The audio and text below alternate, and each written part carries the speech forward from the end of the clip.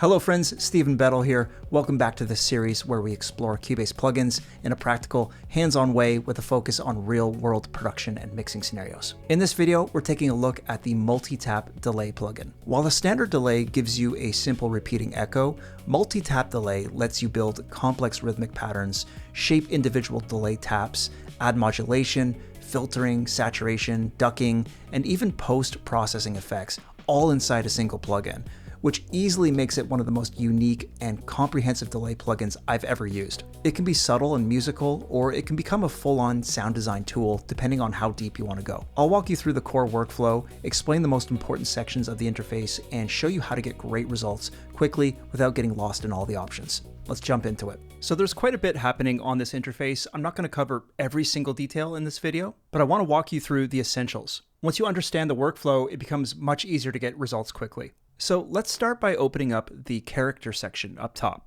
We can open this up with this little arrow up here on the top right.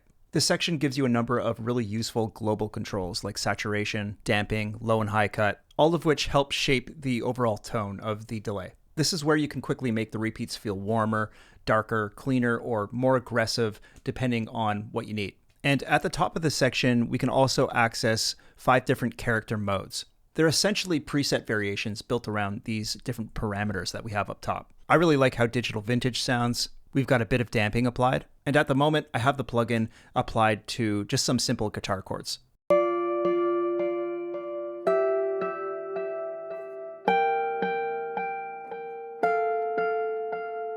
So just really simple quarter note delay. I push the damping up a little further, which I think just feels a little warmer. And we can even change the sample rate, which is a really cool feature. And we can make the repeats sound even more lo-fi.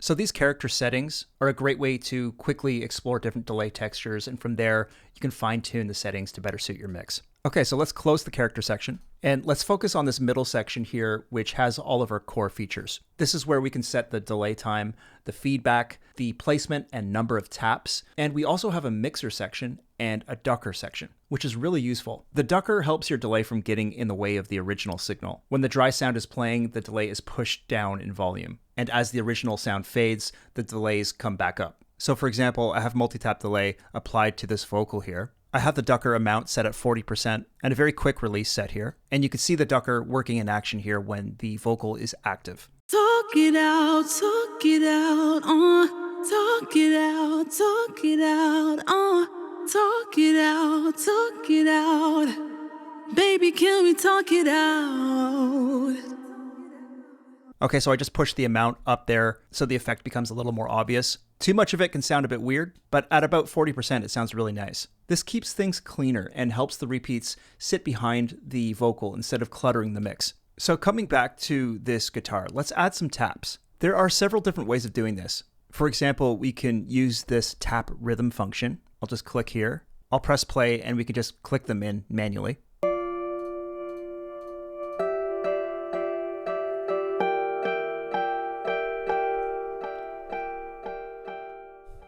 And this is a really nice option if you already hear a specific rhythm pattern in your head. And from here, we can quantize them if we want to. We'll just press this quantize button and we can adjust the position. We can also randomize.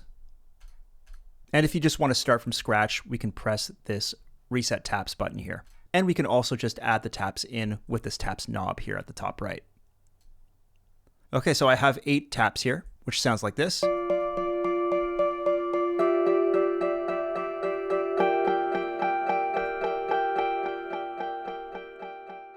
I've got the grid set to 8th notes here. We can change that if we want to, but this works for me. And within this display here, right now we're in the level section, which means I can adjust the volume for each tap.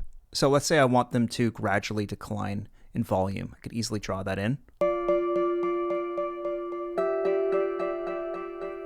So already that sounds like a much more natural delay. Let's switch over to the panorama section. And here we can adjust the stereo position for each tap. So say I want like that classic ping pong delay effect. Well, I can have these each alternate left and right in the stereo field, just like that.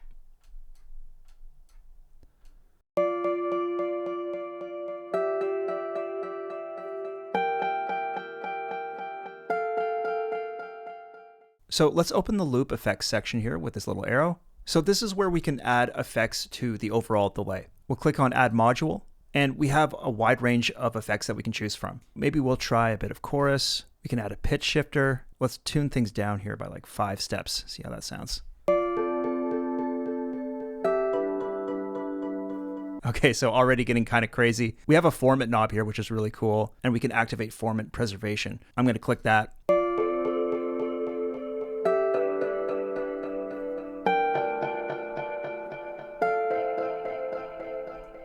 Okay, very cool. Let's add another module here, maybe some bit crusher.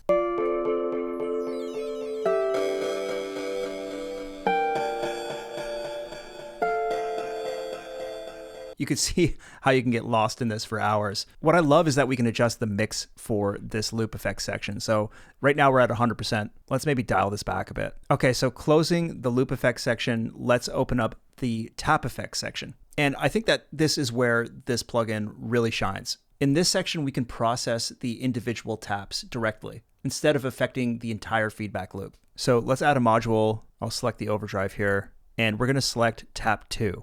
Okay, I'll push the drive up.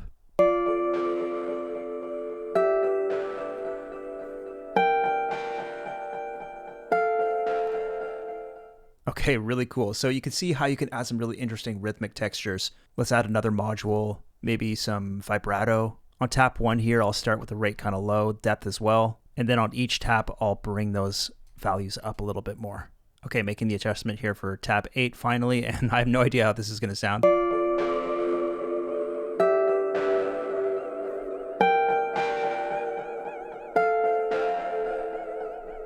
Okay, so you get the idea. You can create some really out there stuff using the tap effects. And these parameter link buttons here on the right, really useful. If I have relative selected, we can make a global adjustment to the rate here, for example, on all of these taps, and it'll keep the relative values intact. If I have absolute mode, then that rate adjustment will be applied to all of them the same way. And then we also have this post effects section here at the bottom, and this comes after everything else. Think of this as the final polish stage. You can add effects like EQ, filtering, modulation, or stereo enhancement to shape the finished delay signal before it blends back into your mix. I've got the envelope filter here applied. Sounds like this.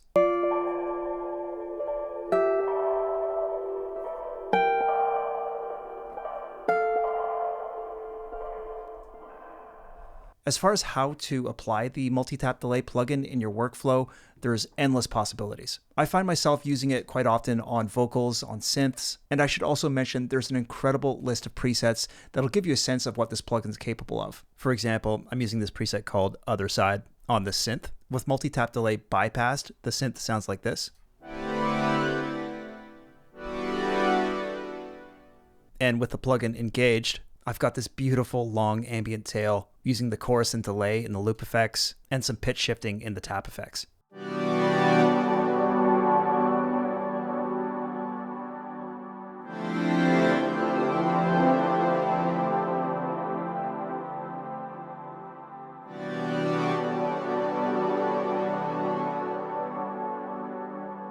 I also love using MultiTap delay on guitar. I'm using a preset here called Chordal Drone. We've got filter and vibrato on the loop effects. On tap 1 and 2, we've got a bit of phaser, overdrive, and pitch shift applied. And I've got this beautiful long reverb on the post effects. With the delay bypassed, the guitar just sounds like this on its own.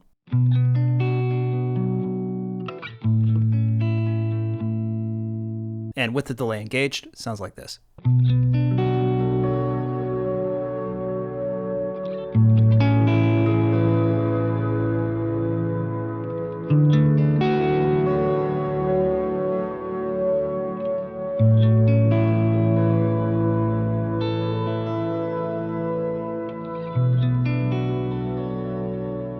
So that's a quick look at the MultiTap delay plugin in Cubase. It's a fantastic tool for creating subtle vocal space, wide stereo echoes, rhythmic guitar delays, or even experimental textures and sound design moments. This is one of those plugins that can do far more than most people realize. Once you understand how the taps and the effects sections all work together, it becomes an incredibly creative plugin to have in your workflow. If you enjoyed this, make sure to like and subscribe and check out some of the other Cubase plugin deep dives on this channel.